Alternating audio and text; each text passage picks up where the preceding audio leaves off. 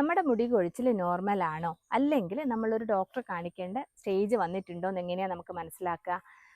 നമ്മൾ ബാലാവസ്ഥ, യൗവനാവസ്ഥ, വാർദ്ധക്യാവസ്ഥ എന്നൊക്കെ പറഞ്ഞുള്ള സ്റ്റേജിൽ കൂടെ നമ്മൾ കടന്നു പോകുന്നുണ്ട്. എന്നിട്ട് ഒരു ദിവസം നമ്മൾ മരിച്ചു പോവുകയും ചെയ്യുന്നുണ്ട്. അതുപോലെ തന്നെ നമ്മുടെ ഓരോ മുടിയിഴയും ഇതുപോലെ ഒരു ഫേസിലൂടെ കടന്നു പോകുന്നുണ്ട്. അതിൻ്റെ ബാലാവസ്ഥ ഉണ്ട്, യൗവനാവസ്ഥ ഉണ്ട്, അങ്ങനെ അങ്ങനെ പോകുന്നു.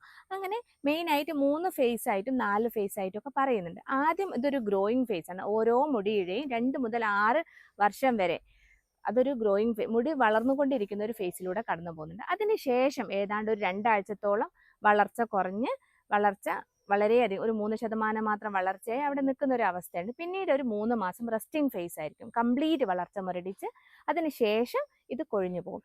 ഇങ്ങനെ കൊഴിഞ്ഞു പോകുന്ന ഓരോ മുടി ഇഴയുടെ അല്ലെങ്കിൽ ഒരു ഹെയർ ഫോളിക്കിളിൻ്റെ ഉള്ളിൽ നിന്നും പുതിയ മുടി കിളിർത്ത് വരികയും പഴയ മുടി പോകുന്ന സ്ഥലത്ത് നിന്ന് പുതിയ മുടി കിളിർത്ത് വരുന്നുണ്ട്. അതുകൊണ്ടാണ് നമ്മുടെ തലയിൽ എപ്പോഴും മുടി ഉള്ളത്. അപ്പം നമ്മുടെ ഒരു മുടി കൊഴിഞ്ഞു പോകുന്നത് കാണുമ്പോൾ നമുക്ക് തോന്നില്ല എങ്ങനെയാണെങ്കിൽ എൻ്റെ തലയിൽ ഇനി മുടി ഉണ്ടാവില്ലല്ലോ എന്ന്. അങ്ങനെയല്ല, ആ കൊഴിഞ്ഞു പോകുന്ന ഭാഗത്ത് നിന്ന് പുതിയ മുടി കിളിർത്ത് വരുന്നുണ്ട്. അതുകൊണ്ടാണ് നമ്മുടെ മുടിയുടെ ഉള്ള് കുറയാതെ അങ്ങനെ തന്നെ നിൽക്കുന്നത്.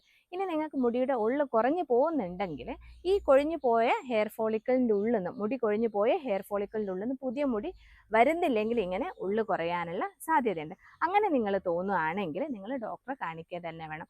അതുപോലെ ഞാൻ ഈ പറഞ്ഞല്ലോ, ഏതാണ്ട് നമ്മുടെ തലയിൽ ഏതാണ്ട് ഒരു 1 lakh ഹെയർ ഫോളിക്കിളൊക്കെ ഉണ്ട് ആവറേജ് പറയുമ്പോൾ.